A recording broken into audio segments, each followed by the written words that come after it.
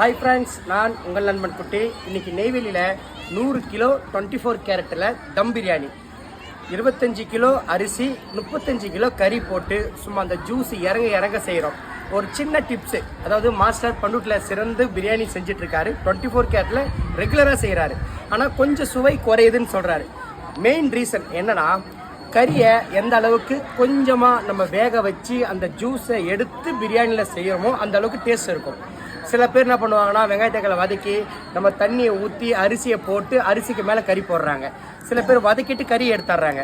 தயவு செய்து அப்படி செய்யாதீங்க. பொறுமையாக கறியை கொஞ்சம் அரை பதளவுக்கு வேக வச்சு அந்த ஜூஸ் இறங்கினாதான் அந்த ரைஸில் டேஸ்ட்டு கிடைக்கும். இங்கே பாருங்கள், தம் பிரியாணி அப்படியே ஜூஸ் இறங்கிருக்கு. இந்த மாதிரி அப்படியே அந்த ஃபேக்ட் ஆயில் அப்படியே கருப்பாக அப்படியே மினு இருக்கும். அந்த மாதிரி வந்தால் தான் நீங்கள் அரிசியை சேர்க்கணும். இது ஒரு டிப்ஸாக வச்சுக்கிங்க.